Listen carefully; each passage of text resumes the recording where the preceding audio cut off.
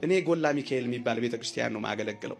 ከለታት አንድ ቀን እንዲሆነ አንዲት እህት ሰንበት ተማሪ መቃብር ላይ ተወድቅና ሽባ ትሆናለች።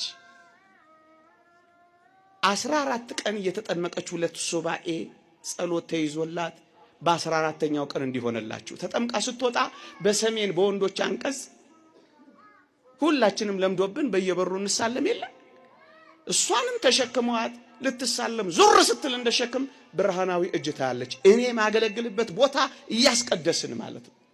ብርሃናዊ እጅ ታያለች ነይ አላት። እኔ አዎ ነይ ትደነግጥና ውሰዱኝ በር ላይ ለሷ ነው ይታያል።